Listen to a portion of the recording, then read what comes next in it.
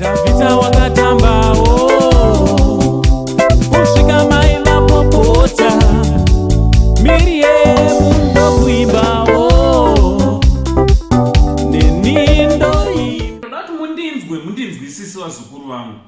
Vazukuru vasekuru Sendi, vamwe vazukuru vangu kainying'anyinga chaidzo munozva dzinonzi nying'anyinga nhubu chaidzo ndo vamwe vazukuru vangu.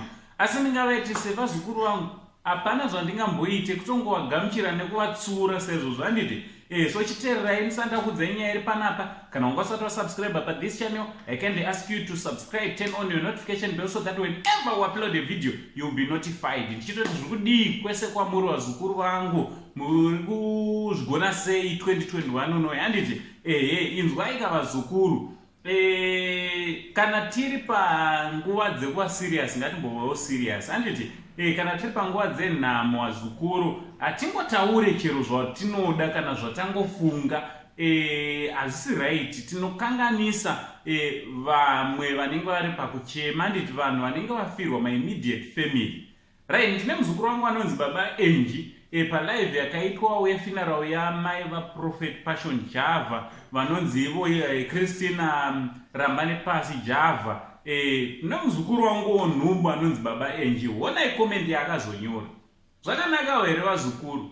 Ungataurawo mashoko akadai here ekuti zoni igore wakati igore renyuchi saka nyuchi dzacho dzatanga kuruma nekuti ruma mai vako. Zvakanakawo here mashoko akadai pamumariro vazukuru?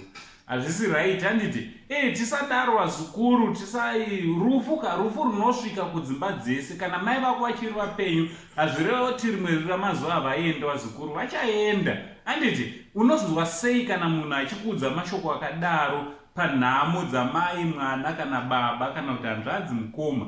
Hazvisi right. Handiti also pane hamene vanozvitiwo baba Juku. Handiti baba Juku wavo vabva vataurawo mashoko ava statistics dzavo hamene calculation dzavo vakati Ginimbi, the late Ginimbi, tichiti may his soul rest, continue resting in peace. Handiti hanzi mai vake vakashayika muna January, muri kuzviona izvi.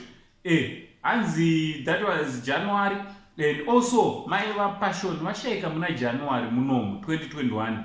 So hamene kuti vari kuzama kutaura kuti zoni chii papa. Vese vakashayika nekensa, vauye vashayikawo nekensa. Hamene kuti vanhu vanenge vachizama kuti kudii, vari kuti sekuzva kwenyu yekwaGinimbi isi secret vanhu vakadedzera kuti akaromba akadii. So vari kuti mukomanawo Passion ndo zvaitika here mumastreets esocial media. Tisataure mashoko anokanganisa vamwe, anorwadzisa vamwe, urwere hunovinga munhu wese nerufu runovinga munhu wese vazukuru. Handiti so ngataura nomacomments kuti what do you think nevanhu vanonyora mashoko akadai pamastreets esocial media? Mashoko akanaka here awa kana kuti anokanganisawo upenyu hwevamwe, anokanganisawo vamwe vanenge vachichema? naAnko Sendi, only Zimbabwean uncle. Kana ungasati wasubscribe, ibva wapedzisa nekusubscribe, like and share ukanda ucomment. Chitichi much love.